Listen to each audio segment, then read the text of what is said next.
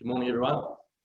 Thanks all for coming in and zooming in to our presentations. We've all put a lot of work into it this year, and it's pretty good to be able to share it with some members of the industry.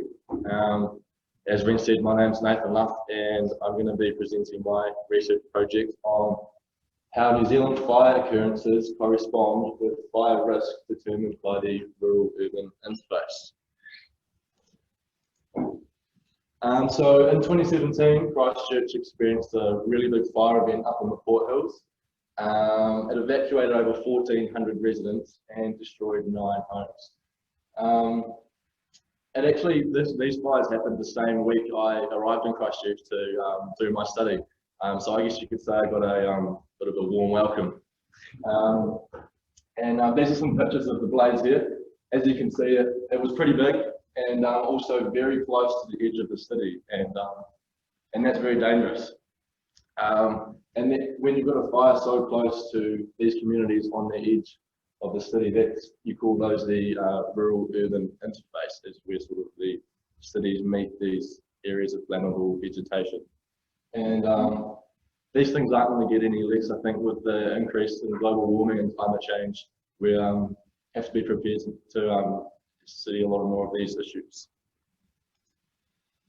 So the rural-urban interface is the area where human development mixes or borders with flammable vegetation. The Port Hills are a pretty good example of this. There are lots of communities up there where there's lots of structures and it's next to forests with extensive flammable vegetation. And humans are the cause of 99% of all wildfires, and therefore there's a high likelihood of a fire starting. It's a significant tool because it allows us to identify these communities that are at high risk of wildfires, which will allow sort of fire management to prioritise their resources on these areas. And the objective of my study was to put the theory to the test and see how reliable these areas are at predicting fire risk. So the first thing I had to do was to make these maps, and I had to decide between two sort of spatial data sets that I'd found by looking through the literature. And the most commonly used one was the mesh block data, which is basically an aggregation of point features into these little shapes like you see here. That's the University of Canterbury. And they are based on population density and housing density. And so obviously when sort of there are less houses and less people, these shapes get much bigger because it's a consistent value. So when you get out to these rural areas, which is actually what we're interested in, these mesh blocks get really big, and the precision is limited because you can only be as precise as the size of the block that you're working with. And then I sort of moved on to looking at these building footprints, which I think are actually pretty impressive when I first came across it. And it shows an exact replication of each individual building.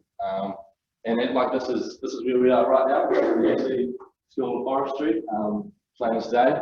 And the advantage of using this data is that it avoids the sort of zonal density issues you get using the mesh block data. You get a precise density per area. And the great thing about it is that, as well, is that in the last sort of 1 to 2 years, New Zealand has released a national data set with all of these buildings for the whole country, so that's created a lot of opportunity for making these maps. So now that I've sorted out what data I was going to use, I needed to make sure I was going to define my interface with a standardised set of definitions. And I had a good look through the literature to see how it had been done before and what were the good and bad things. And I decided on this set of definitions here. So a building density of 6.17 structures per square kilometre, and a vegetation cover density of more than 50% for an area to be defined as the rural-urban interface. So I'm doing this all on ArcGIS, and how the computer works is that it takes each map cell, like this little red guy here, and I guess you can think of that like a pixel on the computer screen. And for each map cell, it'll ask it, are there 6.17 buildings in a 1 kilometre radius around it? And is the vegetation that same density as well? And that density corresponds to a 576 metre radius, and I did it with a circle rather than a square.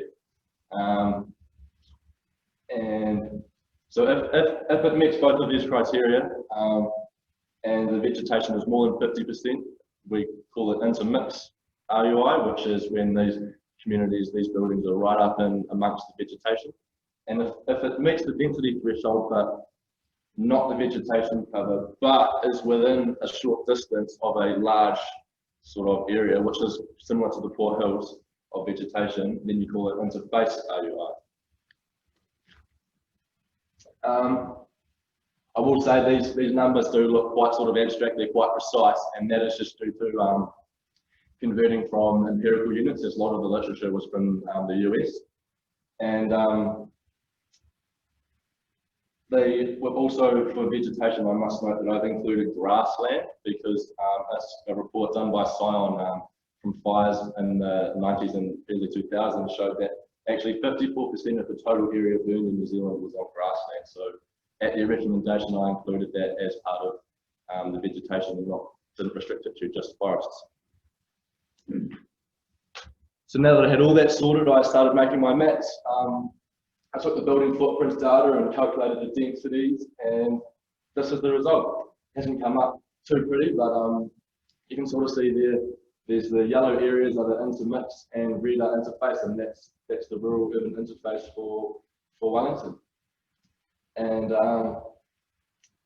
so with my study, I was able to take the rural urban interface like that and compare it with wildfire records to see sort of how they corresponded. And there's other results. This is a figure from my report showing the number of wildfires that occurred in and outside of the interface for each case study area. I did Rotorua, Christchurch, and Wellington, and I also did a combined average for all three. So I think the results are pretty positive. For Rotorua and Wellington, I found that it was around about 2.5 times more likely for a wildfire to occur inside the RUI, so there's a pretty good relationship. But in the Christchurch study, I was quite surprised because there was roughly equal likelihood of a fire occurring in this area and not. But overall, I could conclude that a wildfire was 1.9 times more likely to occur inside the rural urban interface. But I wasn't too happy about not knowing about why Christchurch was so much lower, so I did a bit more reading and a bit more work, and the difference I found from my analysis was that out of the total case study area, which was the same for each case study, a greater proportion of the Christchurch study was actually part of the rural urban interface. There was a lot more coverage, and that's almost twice as much as Rotorua and Wellington. And this is the equation I sort of used, simple to figure out the likelihood. And as you can see, if the RUI extent, if the coverage is going up, then the likelihood is just going to go down. And I also looked into the influence of vegetation type. And so this is the Christchurch RUI. As you can see, it covers most of the case study area. And this is a map I've made showing the land covers, the vegetation types for Christchurch. And this big bright green area is cropland and grassland. So basically for Christchurch and most Canterbury areas, that just means farms. And farms contain a lot of multiple buildings in close proximity, like farmhouses and greenhouses, and milking sheds, and it's all grassland as well, so it meets the vegetation density as well. And therefore, it was almost inevitable in hindsight that these areas were going to be classified as RUI.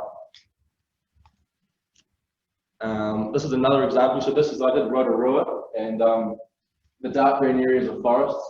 And as you can sort of see by looking at this map, they make up a really large proportion of the area, but only 18% of the rural urban interface was actually made up of forests.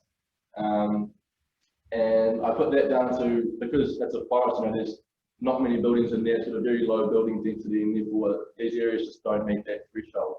Whereas the cropland and grassland areas, they have a similar coverage in this case study, if not less, but they actually make up about 70% of the RUI, and that's just, as I mentioned before, these farms have got multiple buildings and they're covered in vegetation, and so we see a lot more of the RUI picking up there. So what I was able to sort of infer from all of this was that cropland and grassland areas can be assumed to always just create an area of RUI.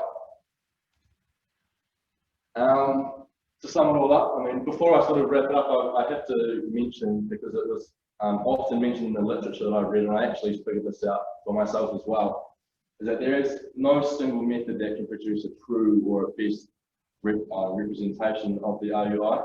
It all comes down to what you're trying to do, what the purpose of your investigation is, and the most suitable method and the parameters should be selected based upon the context and purpose of the investigation, and the quality and availability of the data that you have.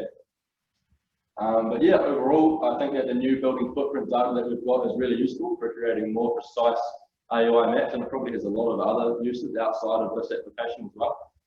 Wildfires are 1.9 times more likely to occur inside the rural-urban interface, and which is what I expected, as you know, by its sort of definition, these areas are talking about areas of high wildfire, so that's really positive.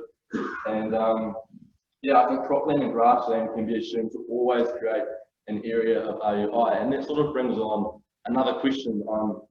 So if we can say with confidence that these areas are always going to highlight areas of high wildfire risk, is it actually important that we include it in the maps, and is it useful to have it there if we're so sure that yeah, that they predict wildfire risk? And that is all. Cheers for listening. I hope you learned something from my presentation, and I learned a lot by making it. So yeah, thank you very much.